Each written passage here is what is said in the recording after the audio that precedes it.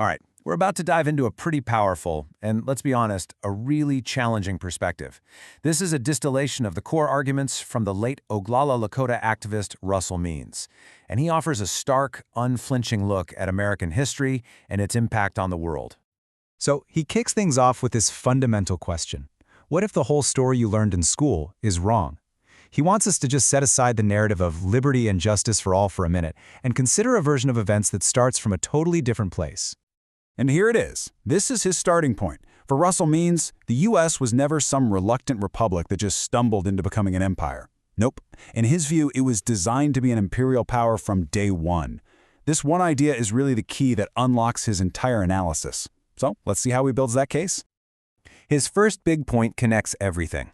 He claims that America's foreign and domestic policy all grew from the very same seed, its original Indian policy. And for him, this isn't some dusty ancient history. He says it's a living, breathing blueprint that's still being used today.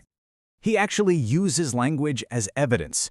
You know, when U.S. soldiers in places like Iraq or Afghanistan say they're going out into Indian country, Means sees that as more than just a casual phrase. From his perspective, it's a direct, unbroken line to the past, revealing a core military mindset, that old cavalry mentality that has never really gone away. So he then takes this idea and applies it to the very founding of the nation.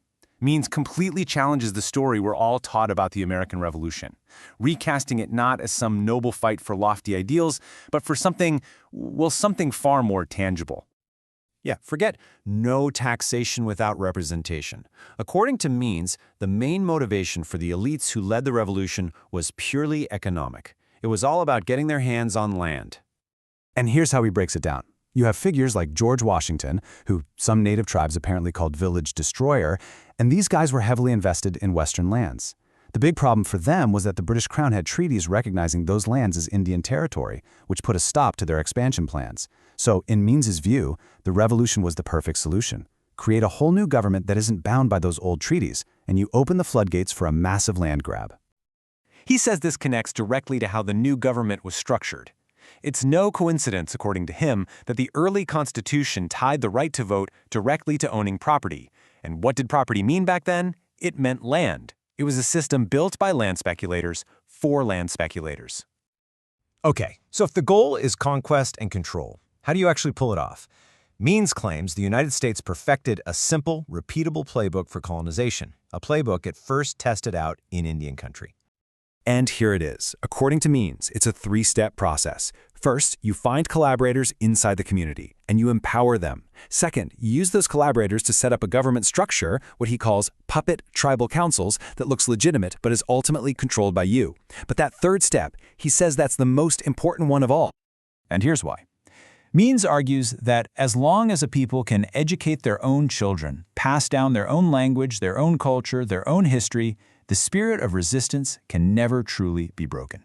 He points to the American experience, where Native children were forced into boarding schools, and then he contrasts that with places like Palestine or Iraq. In those places, he claims, colonial projects ultimately fail, and it's because the colonizer can never quite get control of the schools. Now this is where Means's argument takes a really dramatic turn. He claims that this playbook, which was perfected on Native Americans, was so successful that the empire eventually decided to turn it on its own citizens. I mean, this is his most provocative conclusion. He's arguing that the same mechanisms of control, dependency, puppet leadership, control over information, are now being used on the entire American population. He's saying we're all, effectively, on a reservation without any walls.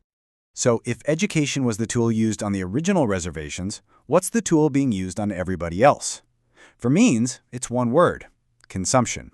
It's all about conditioning people to believe that happiness comes from satisfying their senses, from shopping, from entertainment, from just getting more stuff. The goal is to keep people so busy working to pay for it all that they're basically stuck in survival mode. And the result, he says, is the dumbing down of America. You get a population that's too distracted, too stressed out, and too focused on that next purchase to think critically about the big stuff, like deficits, civil liberties, or government corruption. They just don't have the time or the mental energy to spare. And he offers this statistic as proof. He recalls that back in the 1950s, the U.S. public education system was ranked #1 in the entire world. By the time of his interview, it had plummeted all the way down to 17th. For him, this isn't a failure of the system. He says it's the system working exactly as it's designed to, producing compliant consumers, not critical citizens. So, is there a way out? In the final part of his analysis, Means moves from diagnosing the problem to talking about a solution, identifying what he sees as a 6,000-year-old root cause and a potential path forward. He frames the whole conflict as a clash between two opposing worldviews. On one side, you have patriarchy, and for him, that's not just about male rule. It's a whole mindset built on pyramids, on markets, and on this relentless drive for conquest where enough is never enough. Then, on the other side, you have matriarchy. And he's really clear about this. It does not mean women taking over. For him, it means a balanced society, built on partnership, nurturing, and the well-being of the whole community. And this isn't just some abstract philosophy for him. He connects it right back to that key tool of control, education. His real-world solution was to create total immersion schools for Native children, specifically designed to undo the colonial playbook by bringing back language, culture, and what he calls the village model of raising children together. And this brings us to his most famous and, without a doubt, most controversial statement. Now, at first glance, it sounds shocking, right? But he insists he's not talking about killing people or destroying a continent. He's talking about an idea. See, when Means says Europe, he's talking about that patriarchal, colonial, consumerist mindset that he believes has dominated the world for thousands of years. And that really leaves us with the final question at the heart of his entire argument. If an empire is ultimately built on a way of thinking, what does it truly mean to challenge it, not with weapons, but by fundamentally changing how we think and how we educate our children?